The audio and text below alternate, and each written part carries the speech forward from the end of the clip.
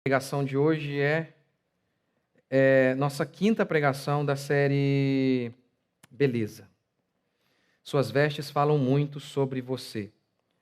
Aqui, antes de ler Êxodo, eu quero dizer o seguinte. É muito comum ver uma cristã seminua citar Jesus Cristo em João 7. Passagem em que Jesus disse assim: não julguem pela aparência. É muito comum ouvir uma cristã seminua com roupas indecentes citando essa passagem, dizendo não julgue pela aparência, para logo em seguida afirmar: o que importa é o coração. O que importa é o coração. É isso mesmo que significa esta passagem de Jesus Cristo, essa fala de Jesus Cristo? É uma autorização para nos vestirmos de qualquer maneira? O que Jesus quis dizer é que as coisas exteriores não têm nenhum valor, não retratam nada, não expressam nada? É claro que não, mesmo porque nas pregações passadas eu já mostrei para você, à luz da Escritura, que o exterior, ele expressa o nosso interior. A boca fala do que está cheio, o coração alegre aformoseia o rosto. Ou seja, todas as nossas expressões, elas possuem significado. Elas não são vazias de crenças, valores, significados e motivações. Portanto, o que realmente que Jesus quis dizer ao falar, não julguem pela aparência? Vamos ao contexto. Qual foi o contexto da fala de Jesus? O contexto é o seguinte: os líderes religiosos da época estavam impressionados com o fato de que Jesus era extremamente sábio. Eles chegaram a dizer exatamente assim: como sabe tantas coisas sem ter estudado? Eles ficaram impressionados. Ora, é claro que Jesus estudou, é que talvez ele fez homeschooling, é isso. Não é sério, é algo parecido. É óbvio que ele estudou, ele não fez o trilho das escolas tradicionais, mas ele estudou. Mas eles disseram, como ele faz isso sem ter estudado? E aí Jesus fala algumas coisas e conclui assim: não julguem pela aparência. Traduzindo para nós hoje seria mais ou menos assim: como ele pode ser tão inteligente? Ele não tem diploma. Eu não vou aceitá-lo aqui. Ele é muito inteligente, mas ele não tem diploma. Era sobre isso que Jesus estava falando. Sobre aqueles fariseus que analisavam as coisas de maneira superficial, com base em padrões exteriores muito fajutos, como status, como posição social, como a linhagem. Ah, Jesus, ele é filho de quem? Quem é você? De uma dona de casa e de um carpinteiro. Portanto, você não pode fazer grandes coisas. Você é de Nazaré, quem pode? De Nazaré sai alguma coisa boa? Então, esses são os aspectos que têm a ver com a questão da aparência aí. É sobre isso que Jesus está falando. De forma alguma, Jesus está querendo dizer que as nossas expressões são vazias de significado e que Deus não se importa em como nós nos expressamos por meio de nossas roupas e muitos adereços e outros elementos que fazem parte da nossa expressão. Aqui, por exemplo, em Êxodo capítulo 28, Deus está muito preocupado com as vestimentas dos sacerdotes. Deus dá tamanho, Deus dá a cor, Deus dá os ornamentos, os detalhes, tudo, nos mínimos detalhes, porque Deus sabia que aquela vestimenta ia comunicar alguma coisa. O quê? Primeiro, a roupa retratava a missão do sacerdote. O sacerdote, dentre vários adornos e enfeites e detalhes que faziam parte da roupa do sacerdote, estavam ali presentes 12 pedras. Deus ordenou que os sacerdotes carregassem 12 pedras. Israel era constituído de 12 tribos. Portanto, cada pedra representaria uma tribo de Israel, que o sacerdote deveria carregar no peito. O sacerdote era aquele que fazia a mediação entre Deus e os homens. Portanto, aquela vestimenta com aquelas 12 pedras no coração representava isso. Aquele homem de Deus, aquele servo do Senhor, que fazia essa ligação entre os homens e Deus. Nada mais justo que carregasse no peito a sua identificação, quem ele era. Mais uma vez, as expressões não são vazias de significado. Nunca são. Um piercing, uma roupa decotada, uma tatuagem, nunca elas são vazias de significado. Cores, tecido, estilos transmitem algo. Veja isso ao longo da Escritura. Lá em Apocalipse, Deus quer falar sobre justiça. E como ele o faz? Ele diz assim: estes cristãos, estes crentes se vestem com um linho finíssimo, que são os atos de justiça dos santos. Eles olhavam para aquele linho, aquele tecido, de alguma maneira aquilo remetia à justiça. É por isso, por exemplo, que as noivas se casavam de branco. O branco remete à pureza e dava a ideia de virgindade. Agora, né? Tem que ser cor barro, né? Eu acho.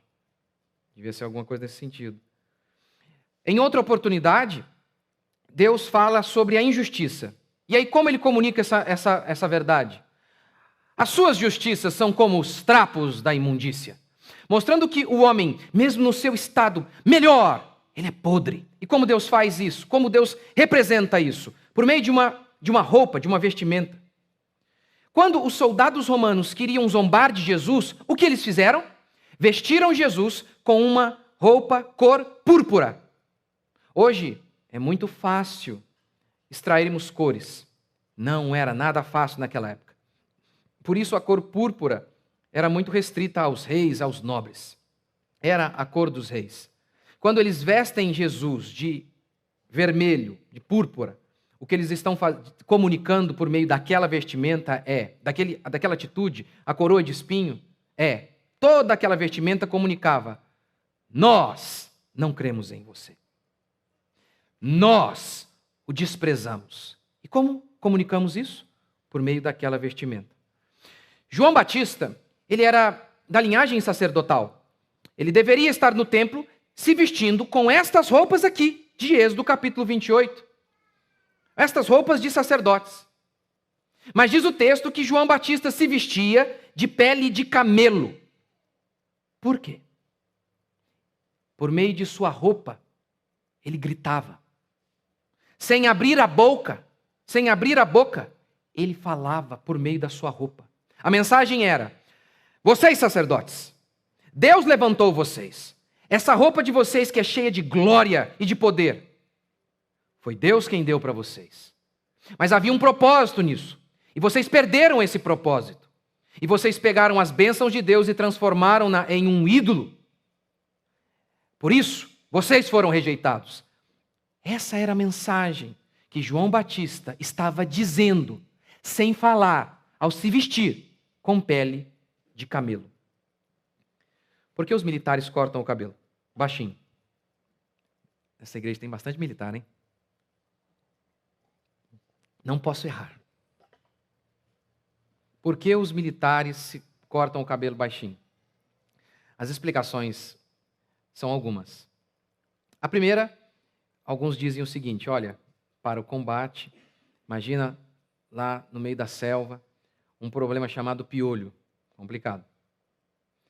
A segunda explicação que eu vi é, na batalha, isso acho que remete mais às batalhas antigas, em que era mais corpo a corpo. Cabelo grande já é mais um facilitador para que o seu inimigo o vença. E o outro motivo, todos têm o cabelo muito parecido. Você vai lá, todo mundo com cabelinho parecido. Unidade.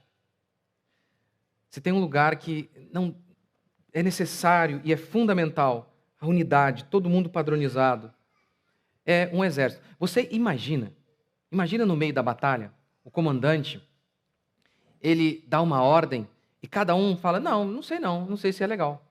Pá, tiro para tudo que é lado. Aí alguém fala: não, peraí, a gente está discutindo aqui ainda. Não vai. Aquela padronização reflete muito o espírito do militarismo. Padrão, ordem, respeito, todo mundo junto. Todo mundo junto, por isso que você vê lá todo mundo enfileirado e as pessoas acham que bobeira, que besteira. É fundamental. Que tropa vai para frente se não marcham na mesma pegada, na mesma pisada, no mesmo pensamento? Como? Vai fazer o quê? Que batalha será ganha? O cabelo retrata isso. Todos iguais. Você sabe o que é fotografia? fotografia cinematográfica? Alguém sabe? Levanta a mão, só para eu ver. Alguém sabe? Não? A fotografia de um filme é o que compõe o visual do filme. Por exemplo, a iluminação, as cores, o enquadramento. Tudo isso é o visual do filme. E por meio das cores, por meio da iluminação, o produtor, o diretor está comunicando uma mensagem. É por isso, por exemplo, que Steven Spielberg, ao fazer aquele filme... ai, meu Deus, como é que eu esqueci o nome? A Lista de Schindler. Já havia luz. Desculpa, já havia cor. Mas ele fez preto e branco. Ele queria comunicar uma mensagem com aquela fotografia.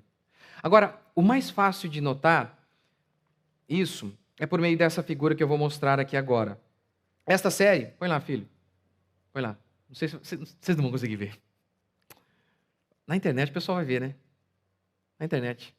Assista depois. Aqui, que não dá para vocês verem, esse é a cena de um filme, de uma série. É chamada 13 Razões do Porquê a Menina se Matou. É 13 razões do porquê, na realidade, né? E a menina se mata. Não tem spoiler, logo no começo a menina já anuncia isso. E aí, a série é narrada da seguinte maneira. A menina que se matou narra tudo o que está acontecendo por meio de fitas que ela gravou. E o filme fica pulando entre presente e passado. Sempre aqueles flashbacks. A história presente é a história dela morta. Ela está morta. E aí, nesta cena, que é muito interessante essa cena, porque nesta cena, um dos personagens principais está entrando na casa da mãe da moça que se matou. E aí, quando ele entra na casa, é o tempo presente, em que a moça está morta. Aí, a mesma cena, que é a entrada da porta, que é a entrada da casa, é escura.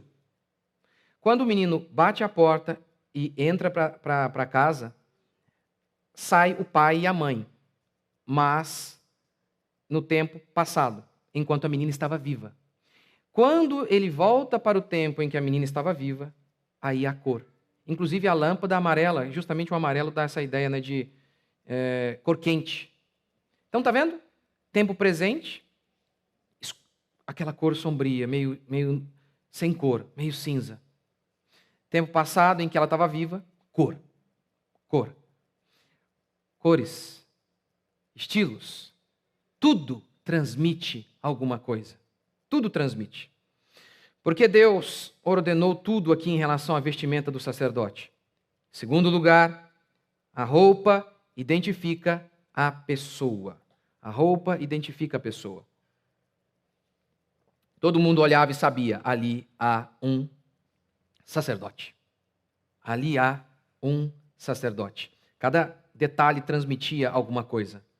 Roupas expressam identidade, expressam pertencimento a algum grupo. Por exemplo, olha o que declara Leandro Narlock no seu livro O Guia Politicamente Incorreto da História do Mundo. Coloca lá. Até o século XVIII, era possível saber facilmente se alguém era nobre de acordo com as roupas, o peso e a altura. Você saberia quem era quem por meio da vestimenta. Com a Revolução Industrial, uma nova classe surgiu, a burguesia, os empresários, os capitalistas. E o que eles começaram a fazer parte da elite? Tinham dinheiro, então tinham poder. O que os burgueses começaram a fazer? Começaram a imitar a nobreza e se vestir como os nobres, porque eles queriam passar a mensagem: nós também estamos no poder agora. E como fizeram isso? Começaram a imitar as vestimentas dos nobres. E aí, Leandro Narlock fala uma coisa interessante. Começaram a surgir panfletos desses nobres, e nesses panfletos os nobres pediam o seguinte: medidas contra vestuário excessivo, porque os burgueses tinham dinheiro para se mostrar. Medidas contra o vestuário excessivo, para evitar uma confusão de classes. Vamos tomar conta das roupas, porque essas roupas estão os identificando conosco, que nós não queremos isso, eles não queriam. Tatuagem, piercing, corte de cabelo, Tudo, de alguma maneira, está expressando algo. Levítico é uma passagem que fala sobre o povo de Deus não devia se marcar, porque os ímpios, os pagãos, os gentios, se marcavam. Eu sei que essa passagem ela faz parte de mandamentos cerimoniais e foram abolidos. Eu sei disso. Eu sei. Agora, o princípio que está nessa passagem é: Israel deveria tomar cuidado em como se expressava. Porque Israel, por meio de algumas expressões, poderia se identificar com um povo pagão. E Deus disse: eu não quero isso de vocês. A pergunta é: ao longo da história, isso mudou? Ao longo da história, Deus, ele não liga mais para isso? Ou ele quer ter um povo diferente? Em todos os aspectos. Tanto exteriores quanto interiores. Deus quer um povo diferente. O princípio, nós não devemos nos identificar com o mundo. Deve sim se manter. Deve sim se manter. E por mais que, por exemplo, tatuagem, algumas expressões mais radicais aí, um piercing na testa, por exemplo. Por mais que essas coisas, alguém diga assim, não, isso é vazio em si mesmo. Não são. Por mais que algumas dessas coisas perderam a conotação negativa que tinha há pouco tempo. Há pouco tempo, fazer uma tatuagem era certeza absoluta de querer se identificar com gangues. Isso ainda é assim no Japão. No Brasil, também era. Era normal o cara ir para a cadeia e voltar com a tatuagem bique. Lembra? Verdolenga, assim, ó. Ele queria se identificar. Aquilo era uma expressão de pertencimento. Eu pertenço a um grupo. Ao grupo daqueles que são fora da lei. Daqueles que não estão nem aí para nada. Por isso que pessoas que queriam fazer o bem, que queriam andar dentro da linha, não é que, nossa, era pecado, não é? Simplesmente não faz sentido. Assim como, por exemplo, eu já dei esse exemplo. Eu vou ficar endemoniado se eu colocar uma camisa bad boy? Alguns ramos acreditam. Alguns ramos evangélicos acreditam. Se eu colocar uma camisa bad boy, eu viro o Chuck na hora. De maneira alguma. Eu lembro de uma época em que os evangélicos acreditavam que tudo que era inglês era demônio. Comprou uma camisa em inglês, demônio. Vou contar uma da minha mãe. Ai, meu Deus, ela vai me matar. Uma vez ela tinha uma camisa lá em inglês, depois ela descobriu que é dormindo com anjos, alguma coisa assim, uma coisa não muito legal. Sabia que é por isso que eu não estava dormindo direito. Mãe, não fica brava, porque eu sei que ela vai assistir, né? Sabia, e tinha esse negócio. Gente, eu vou ficar endemoniado se eu vestir uma camisa bad boy, enfim, ou com qualquer inscrição feia. Mas eu pergunto, tem a ver comigo? É compatível com aquilo que eu quero expressar do meu coração?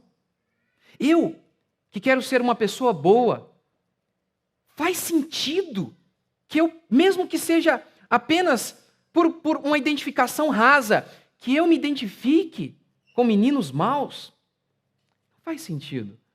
Não faz sentido. Não faz sentido algum. Deus continua, sim, se preocupando com as nossas expressões. As nossas expressões carregam, sim, significados. Os humanos anseiam se identificar.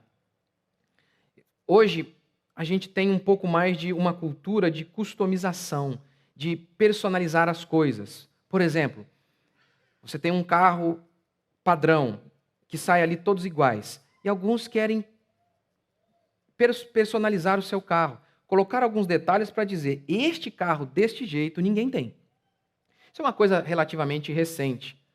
Mas mesmo nessa era um pouco mais individualista, mesmo nesta era, os seres humanos, o tempo todo, anseiam pertencimento.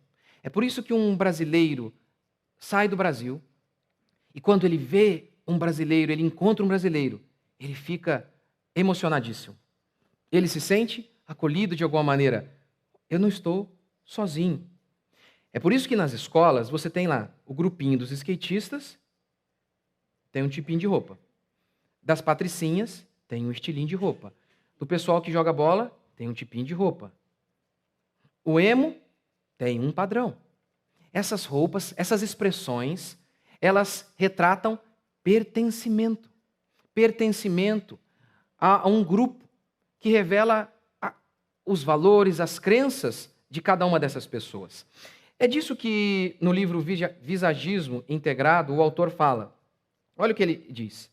Ouça o que ele diz. O estilo de uma pessoa tem de expressar sua personalidade, seus princípios, suas crenças e sua posição social.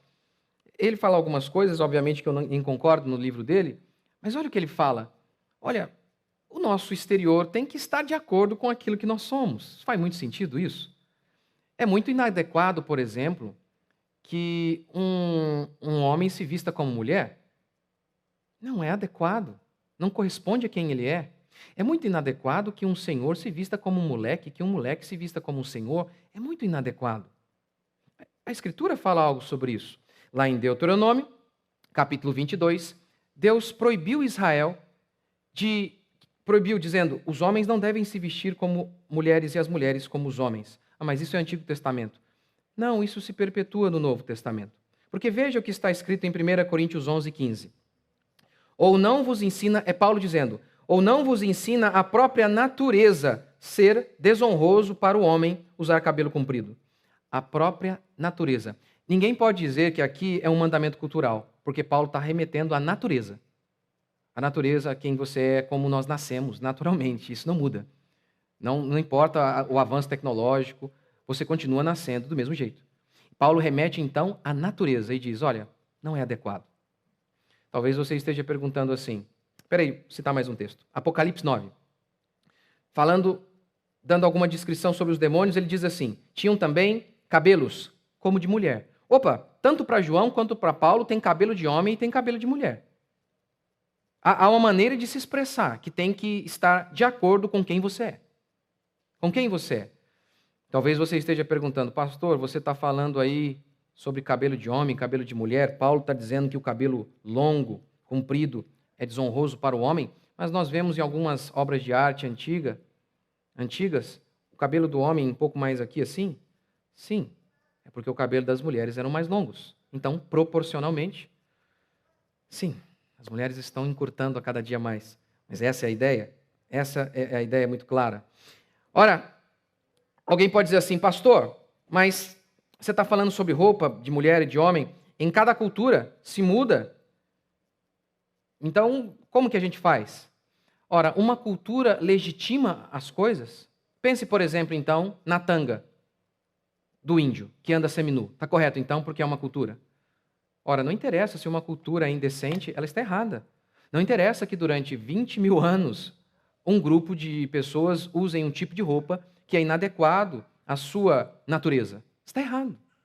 Não interessa quantos mil anos eles usam uma roupa. Não interessa que isso é culturalmente aceito. É errado. É imoral. É imoral.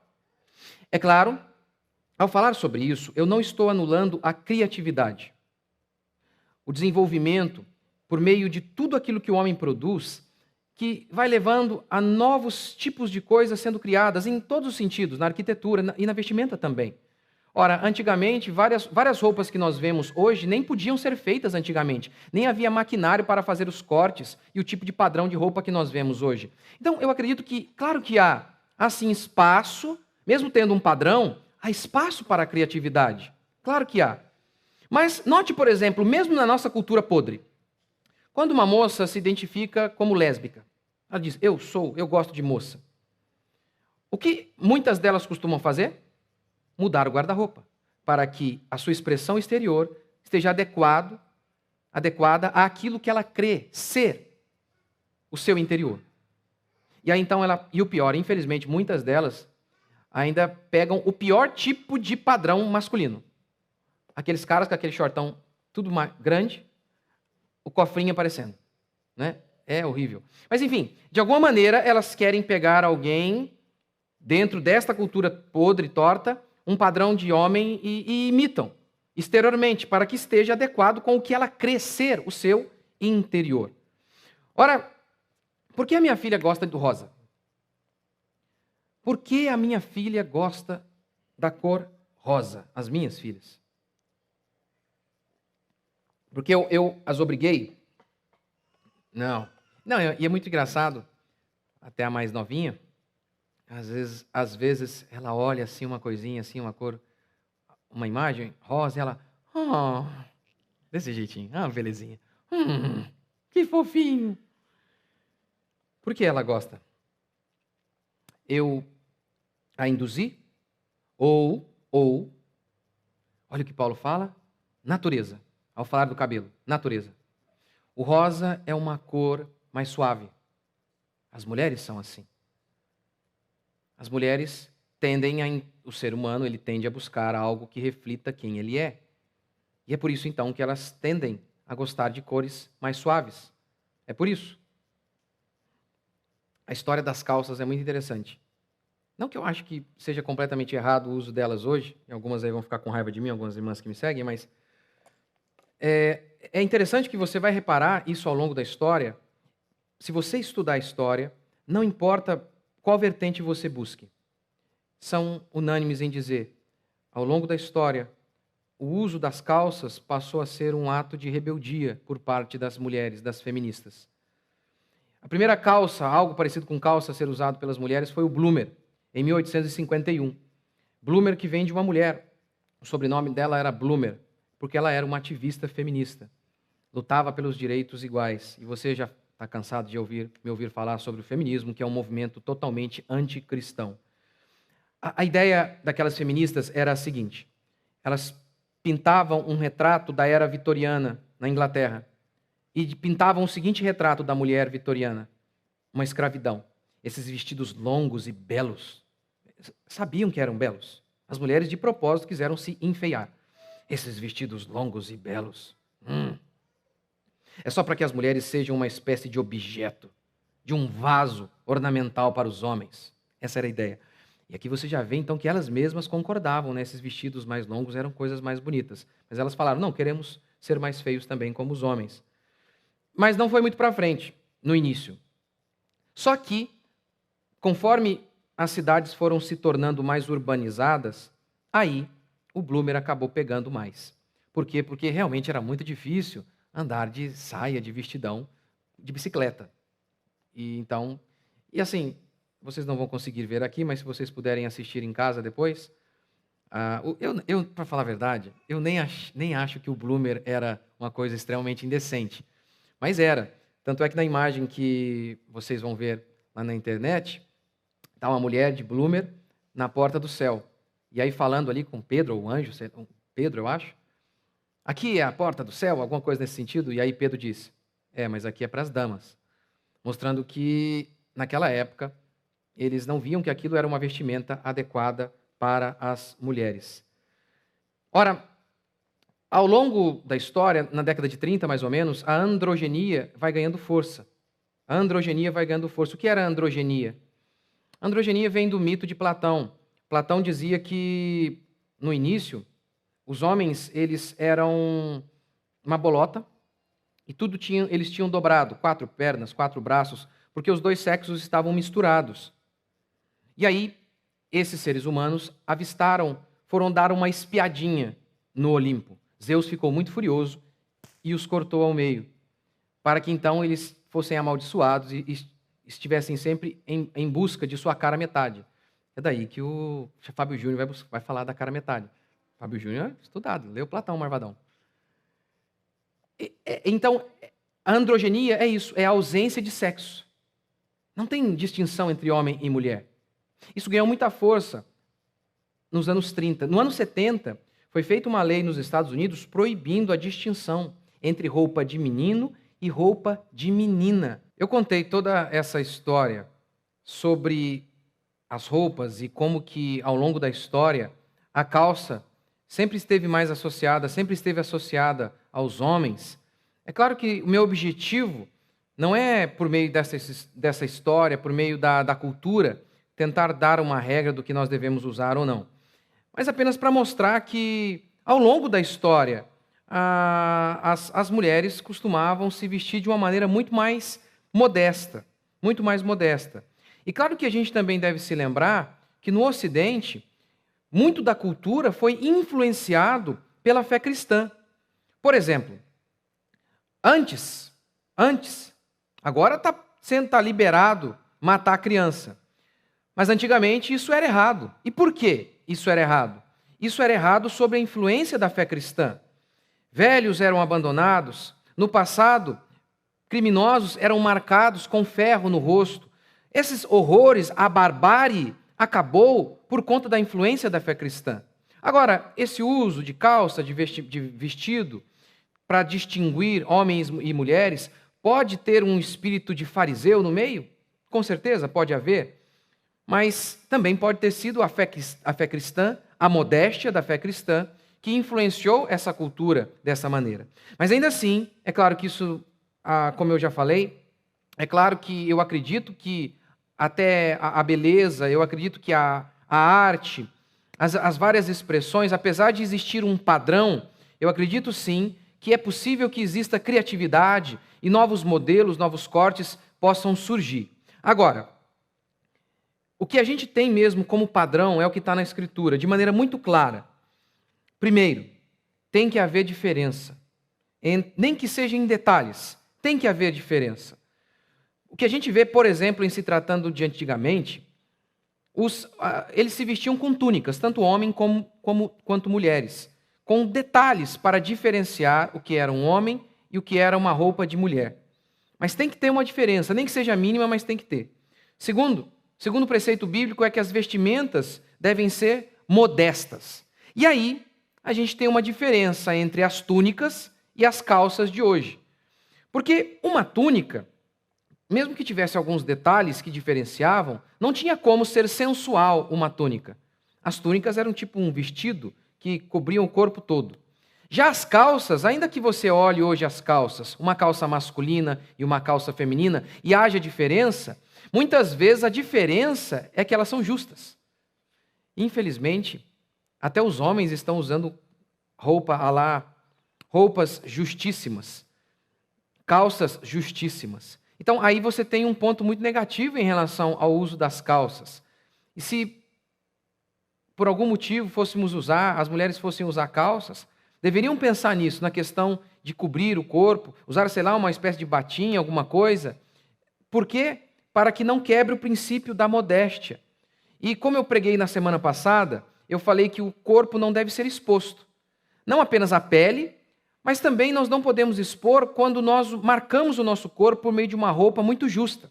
Então, primeiro, as nossas vestimentas, elas precisam ter uma diferença entre vestimenta de homem e de mulher.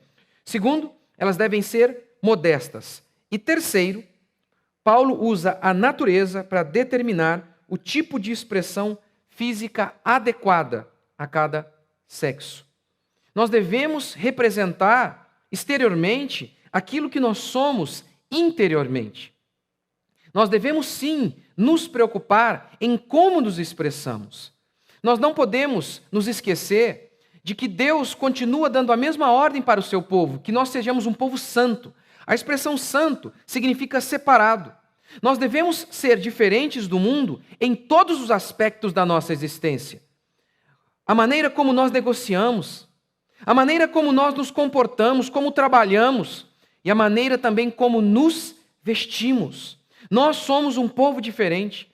Queremos nos identificar com um povo santo e que nossas vestimentas representem isso. Não representem sensualidade, um desejo de se exibir, mas sim um desejo de servir a Deus, de glorificar a Deus. Portanto, as expressões não são vazias de significado ou de motivações. Aqui, por exemplo, na nossa região, muitos católicos, eles usam uma cruz e para eles, muitas vezes, essa cruz não é apenas um símbolo da fé, é sim um ídolo. Eles acreditam que ao usá-la, eles estão abençoados, assim como católicos fazem com imagens. Eles colocam uma imagem na casa e acreditam, a partir de agora minha casa está abençoada.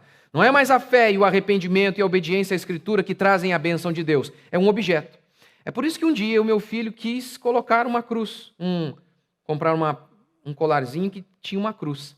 Eu falei, olha, nós não queremos nos identificar com os católicos, porque nós acreditamos que os católicos estão errados, eles são apóstatas. E eu sei que muitos católicos me seguem, e não há nada mais amoroso que eu possa dizer a você, que a sua igreja está errada, que o seu papa é o anticristo, que você precisa sair daí o mais rápido possível. E por isso, eu falei, meu filho, você não vai usar isso, porque eu não quero que você se identifique. Nós somos protestantes. Eu sei, a cruz é um símbolo da nossa fé, mas hoje, podem identificar você nessa região, nós estamos numa região aqui muito católica, podem identificar você de outra maneira, e eu não quero. Nós devemos nos identificar com aqueles que carregam os mesmos valores e as mesmas crenças do que nós. E aí, para encerrar, vou colocar para vocês agora a imagem dessa moça. Olha a vestimenta dela. Veja aí. Eu não sou contra a beleza, Deus não é contra a beleza. Deus fala para Moisés: faça vestes para os sacerdotes, para glória e ornamento. Deus não tem problema com a beleza. Então, note, veja se não há beleza nesta moça. As vestimentas dela retratam beleza. Você está vendo algum defeito nela, no corpo dela? Não, você não está vendo. Porque essas vestes cobrem. É impressionante como hoje as mulheres querem vestir roupas que mostram todos os seus defeitos. Aí não há defeito. Eu sei que hoje muitas mulheres na internet fazem assim: olha a minha celulite aqui, expõe sua celulite. Não, faz isso não, ninguém quer ver isso não, gente. Ninguém quer ver isso. Ninguém quer ver isso. Agora, o que nós devemos ver? O que essa imagem retrata? Beleza e, ao mesmo tempo, modéstia. Não estou dizendo que as mulheres devem usar vestido o tempo inteiro. Seria melhor, né? Há outras variações, como eu falei, há um padrão, mas um padrão de beleza, de modéstia, não anula a criatividade. Mesmo porque antigamente nem era possível se produzir alguns tipos de roupa que nós temos hoje, nem havia tecnologia o bastante. Mas nós devemos sempre nos lembrar deste exemplo aqui, porque esta foto retrata bem a ideia cristã. Beleza unida à modéstia. É assim que nós devemos ser. O cristão busca a glória de Cristo. O cristão busca servir a Deus. E ele quer expressar isso de todas as maneiras. Verbalmente, por meio de seu trabalho, por meio de seu testemunho e também por meio de suas vestimentas. Afinal, nós somos o povo santo, um povo separado para Deus. Que o Senhor nos ajude e nos capacite a servi-lo de maneira pura, justa e santa.